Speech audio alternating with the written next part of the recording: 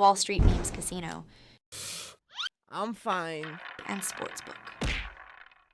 This is Oscar Bevis for IFLTV. Adam, good to see you as always, my man. Fight week in Sheffield. But I know that tonight your focus is elsewhere because you keep reminding everyone, and we will go to watch it, that Liverpool are playing in an hour and 20 minutes. A turnaround job for you boys tonight? The miracle of Istanbul all over again, maybe. Who knows? I can't wait. I can't wait for every Liverpool match. I've been a fan since I was a 5-year-old kid. 2 of my 3 have succumbed and been brainwashed. In fact, my son was brainwashed. My eldest daughter decided on her own accord, and she's a massive fan. My youngest daughter has no interest, but actually she boxes, so that's another route. But the two other ones will be watching it tonight. I'm gutted I can't be with them, but I'm going to be with you, I think, and with. We'll persuade Izzy, who has no affection for Liverpool at all, but Mitch does, Mitch Costello. So we'll find a big screen here in Sheffield and we'll watch it. And who knows, we haven't scored a goal in a while, so we need Mo to bag a few for us tonight. And hopefully Jota can work some magic. And let's see. Listen, if we attack them and we get a goal in the first 10, 15, 20 minutes, who knows? You know, these things can happen. It's very unpredictable, football at the moment. And we're still in the title race and we're still in a European competition, and we hope to be in Dublin come the final. You know, dreams never die, do they? Well, I'll bring my Atlanta shirt out tonight just to make sure I support, for me, the right team anyway. Just one more thing on the Premier League title race, right? So even just as a sports fan in general, to see such relentlessness from a group of sportsmen like Man City, it's almost like they can have a couple of months with their foot off the pedal, and the next thing you know, they're still top of the league by a couple of points. Have we ever seen any sporting team that can kind of match that relentlessness? Guardiola's a genius, isn't he? And Klopp is as well in his own way, and very, very charismatic, and we're going to miss him hugely, both at Liverpool and I think generally for British football. But there's something about City, and it's a machine-like operation, and they seem to have a couple of dips maybe early on in seasons, but when they're up and running, and I'm obviously De Bruyne back, and Foden is just an unbelievable player. Izzy and I were talking about him last night, and they seem to have players that can come in and do amazing jobs at times. I mean, even Kyle Walker, you know, they are relentless. And even with my big Liverpool hat on, it's you'd be a fool if you didn't think City would go on and probably win the league now, because it's theirs to lose, and when you're in that position, and you just can't see them not winning games. We don't know. We've got to just, Liverpool, we've got to do our own business. We've just got to take for me, I just want to start winning again. It's been a strange one where we've been in all 4 competitions, and maybe the players are a bit jaded. There have been bad injuries this season as well. We've lost key players at different times, and a lot of young have come through. There's a lot of hope at Liverpool actually for the next 2 or 3 years ahead, even without Jurgen. But Man City are a machine, and Guardiola is one of a kind. So they're just unfortunately absolutely relentless. If they pip Arsenal to the title, then I'm a happy man anyway. Sheffield, how many times do you reckon you've done a Sheffield fight week?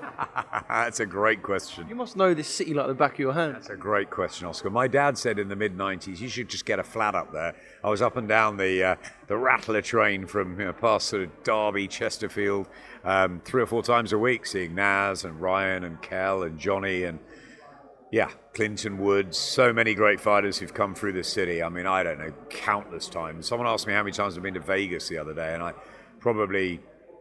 would say probably over 100. And I think Sheffield, how many times I've had fight weeks here? I think many. And what's been the best? The full Monty was pretty good when Naz beat Jose Badillo. He was unbelievable that night. Probably a peak Nassim Hamid. He played with Badillo. He was fantastic. Kevin Kelly was ringside. I'm going to smoke your boots. It was great stuff. And I think that was the night that Johnny Nelson and Carl Thompson had the big argument at ringside as well. And give me the mic stuff. That was fantastic. So, and Ryan won. That was great. The full Monty film. And we did a lot of promos around that. That was a great night in Sheffield. There'll be many others. Bramall Lane, unfortunately, Kel didn't get the result, but it was a special night having Errol Spence over. But also some other ones, some really good smaller shows at the Hillsborough Leisure Centres, the the different arenas, Magna obviously that we're going to on Saturday night, and all over the city. Just fantastic place. Love Sheffield, love the snooker. Buzz of a city, student city, great city, boxing heritage, 2 football clubs, tragedy here obviously associated with Liverpool. So a city that, brings back very different memories, but in terms of boxing, phenomenal ones. And I love fight weeks up here. Yeah, 100%. Sheffield is one of my personal favourites to do a fight week, and Izzy seems to think that I'm now his adopted Sheffield second son, but I'm not sure about that yet. Shaquille Thompson, isn't he, Izzy, to be around? He's infectious and charismatic, and I was saying to someone just over there that when someone enters a room and you just take notice, and there's something about them, they have a bit of an aura, but not in a sort of arrogant way, just a sort of.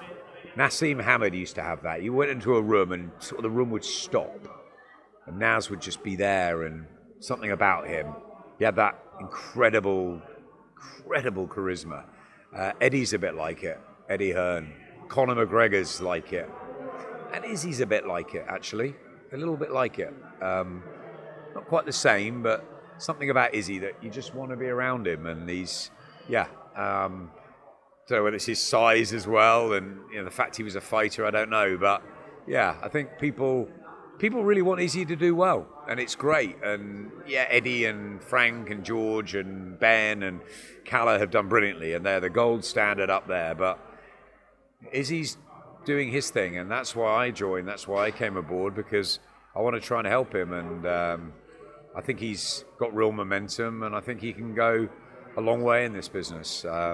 I think if he keeps it real, he keeps it honest, he keeps doing what he's doing. I think he's a showman, he's a salesman, but I also think he's a nice guy, and I think that he's got that certain aura in a room, and I think you need that in this business.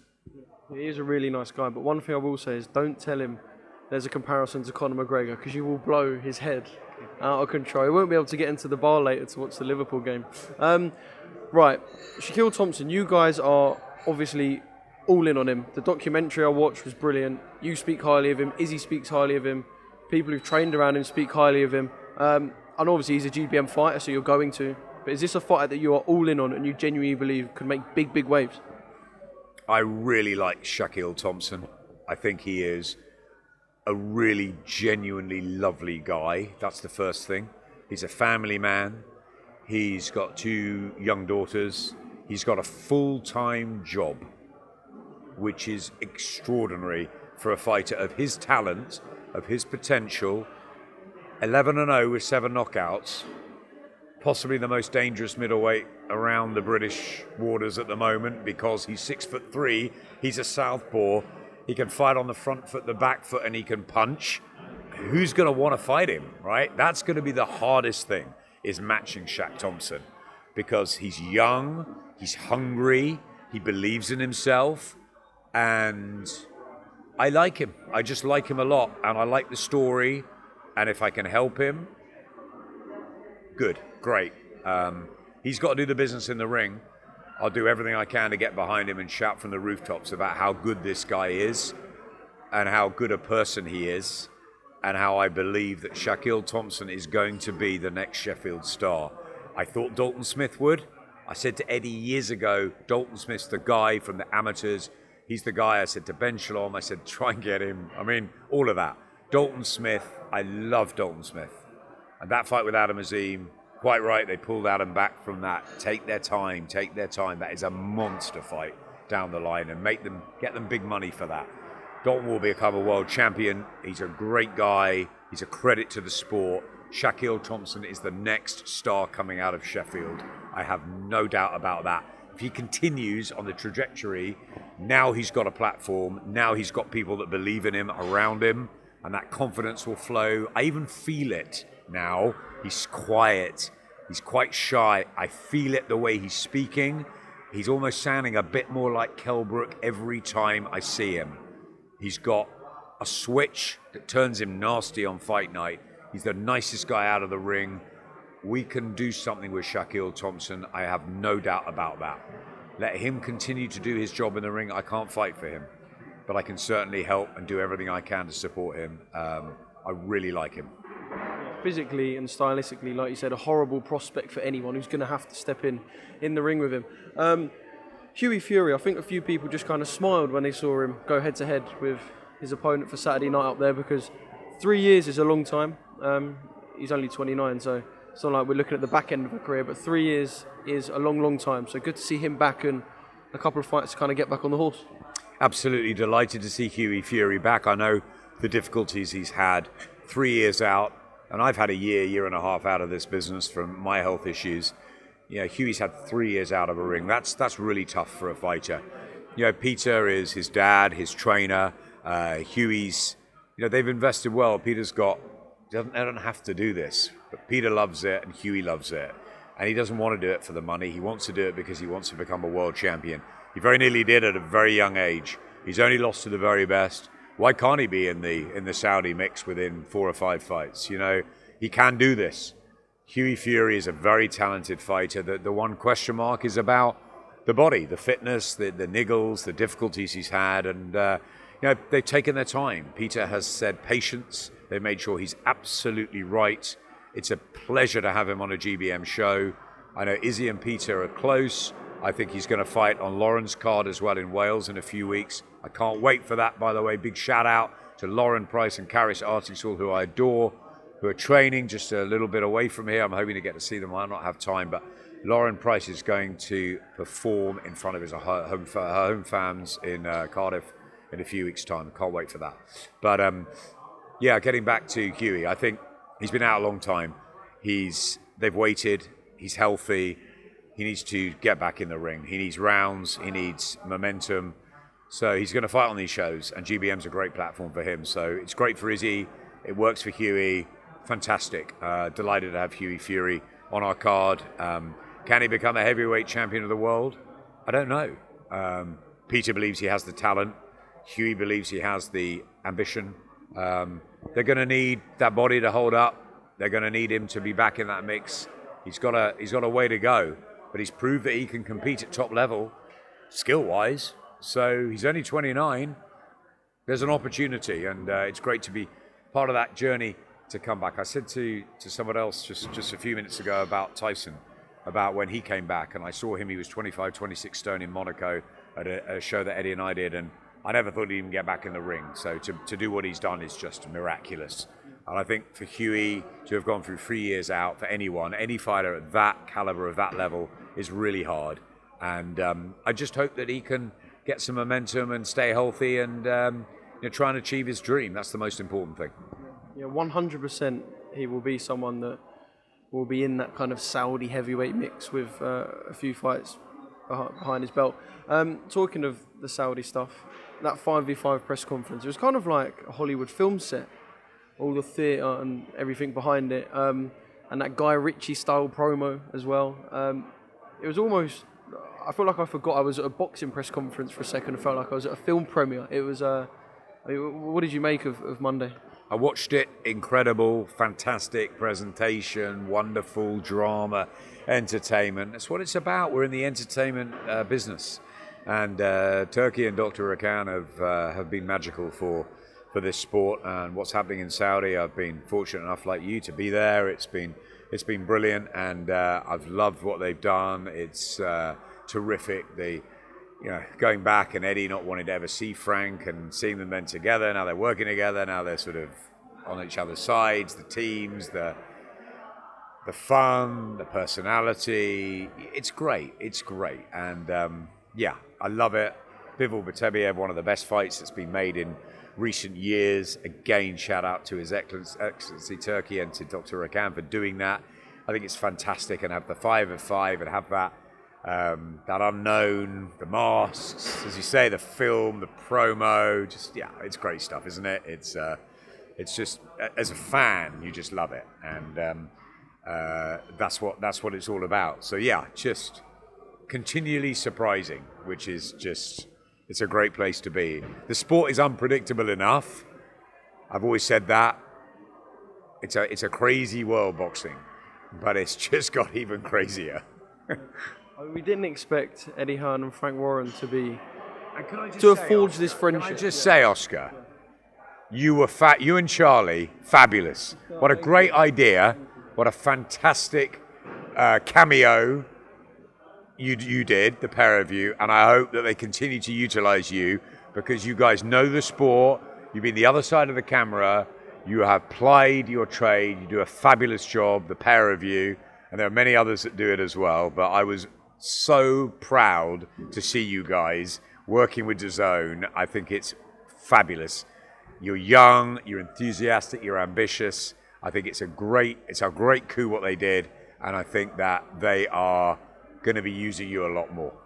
Adam, I appreciate that. Thank you very much. It's brilliant hearing that from a man who's kind of been and done it like yourself.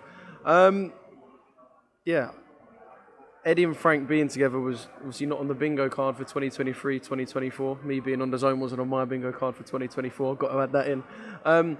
What else wasn't on the bingo card was Deontay Wilder being Eddie Hearn's captain. I mean, do they even like each other now? I don't know. But there was definitely a point where they couldn't stand each other. Because I've done interviews with them both and they told me exactly that. So I want to see Shelley Finkel. I want to see Shelley. How on earth? Money, business, opportunities. Now, Deontay had a shocker in his last fight. He needed something, didn't he? This is a great story. Eddie loves the story.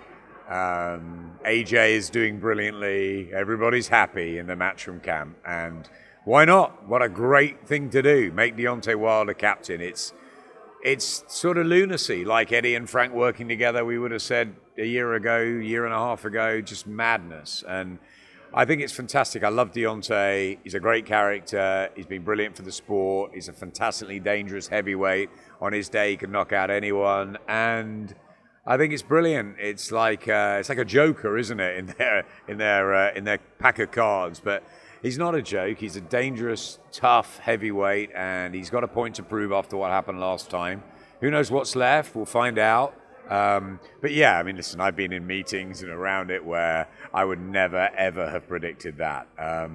But, you know, there's times where Eddie, in our 10-year working relationship, where he said to me, are you sitting down? Because if you're not sitting down, sit down because I'm going to tell you something. And I wasn't sitting down and I almost fell down. And when I heard that, it was going to be Wilder captaining Matchroom, it was another of those sort of moments. Absolutely incredible. And hats off to who made it work. It's brilliant. It's box office stuff. was you there for this famous New York taxi moment? I wasn't there for the New York taxi moment. Maybe you can tell me more. I don't know. I interviewed Lou DiBella and he said that there was a moment with the door being shut and kind of the door being shut signifying that they'd said no to a deal between Joshua and Wilder in 2018, or I don't know. I was just wondering if you were kind of... I heard that. I wasn't there. I heard that there was a sort of signature... How close were we in 2018? Because I feel like we've never really got the full truth from that whole saga. I think we were close. I think we were very close to AJ and Fury as well. I think with... Shelley is a wily... I love Shelley. Shelley's a friend of mine. He's a wily business operator. He was in the music business. He was with Mike Tyson. He was with Evander Holyfield. He was with Vladimir Klitschko. He's been with Deontay from the beginning. He tends to get a lot of things right. And he said to me that fight with AJ and Fury is not going to happen because of Deontay. And they knew something. How close were we with AJ and Wilder? I think the fighters all want to fight each other.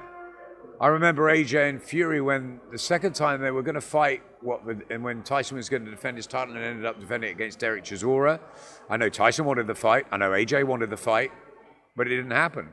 The fighters want these fights, but sometimes it needs a bit of extra, and there's obviously promoters and everybody protecting everybody. And the thing is that Turkey is not protecting. He is saying, right, here's the money, here's the stage, you're coming to Saudi, you're coming to Riyadh, we're going to make spectacular stuff, promos, everything else, and we are going to get the best fights on in the world, and that we've seen in a long time. And he's got Frank, and he's got Eddie working together, or on each other's side, like a game of five-a-side football, or whatever it is, and George Warren and Spencer Brown and Frank Smith behind the scenes are weaving their magic too, because everyone thinks it's Frank and Eddie show. They forget the other people behind the scenes. And I speak to Spencer, to George, to Frank Smith, and I know how valuable they have been to all of this, to making all of this sort of come together, as well as what Turkey dreams of and what Dr. Akan wants and what Saudi want and what Frank and Eddie want for their businesses. There's a lot of people behind the scenes that don't get the recognition for helping make this happen. I'm not saying that Turkey is the main guy, Dr. Akan, the Saudis are making the magic happen, but there are people behind the scenes who you know and I know that don't get the credit, and they work very, very hard at making this all come together. And it's tough, working with different broadcasters and different egos and different teams and all of that. It's a whirlwind, it's a maze, isn't it? And they deserve a lot of credit. Yeah, 100%. And I think what we're going to get on June the 1st is going to be brilliant. Just to end, can I put you in I'll say a difficult place? You're not normally a man to sit on the fence anyway. How does it end between Queensbury and Matcham? What's the score going to be? If we take out the scoring system of knockout and points, just kind of a straight one for win, how does Queensbury versus Matcham end up? So who wins is what you're asking me.